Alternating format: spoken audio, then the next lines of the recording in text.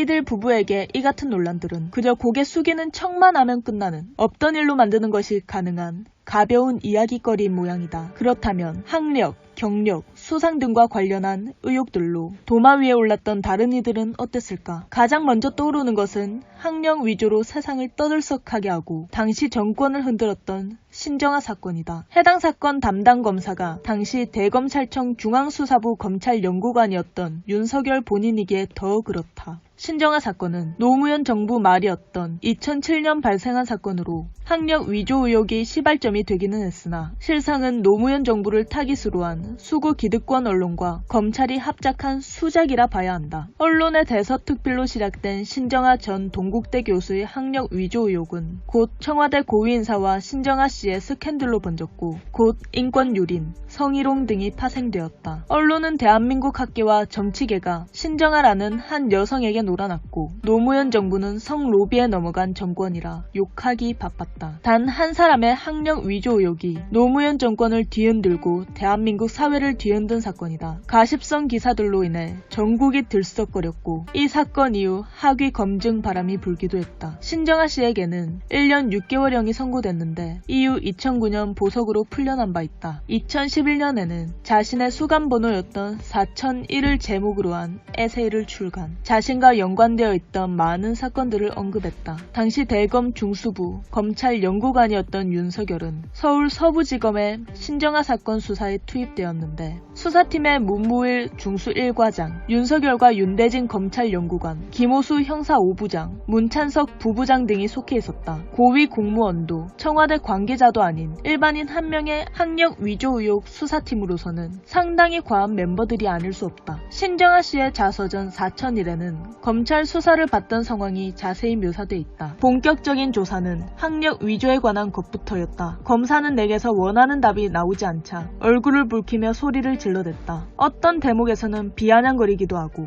손가락질도 해댔다. 검사는 내가 학위를 위조했다는 것만 시인하라고 했다. 그러면 일이 금방 끝난다고 했다. 나는 잘못은 하긴 했지만 위조를 한 것은 아니라고 말했다. 검사는 대한민국 검찰이 그렇게 호락호락해 보이냐면서 계속 이런 식이면 평생 감방에서 썩게 하겠다고 했다. 신정아 씨가 언급한 검사가 정확히 누구를 지칭하는지는 확인되지 않았으나 신 씨에 대한 검찰 수사팀의 강압 수사 의혹은 2019년 윤석열의 검찰총장 인사청문회에서도 문제가 된 사안이었다. 당시 윤석열 측은 신정아 씨의 수사 과정에서 어떠한 강압 수사도 없었다. 여느 수사와 마찬가지로 법과 원칙에 따라 적법 절차를 지켜 수사했다고 의혹을 일축한 바 있다. 당시 윤석열을 포함한 서울 서부지검이 신정아 구속영장에 적시한 혐의는 4가지다. 사문서 위조, 동국대 교수 임용 시 문서를 위조한 혐의, 허위 사문서 행사, 시간 강사 임용 시 위조 문서를 제출한 혐의, 업무 방해, 미자격자가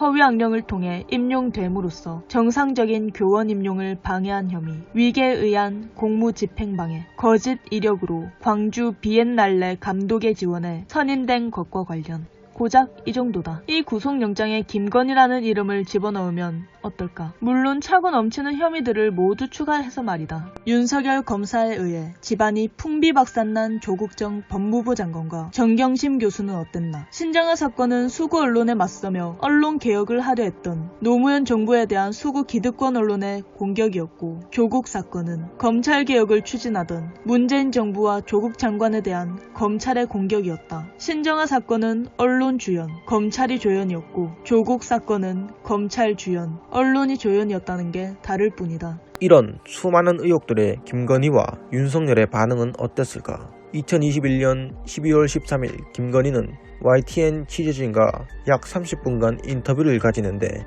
수원여대 의혹, 개임산업협회 의혹에 대해서는 믿거나 말거나 기억이 나지 않는다.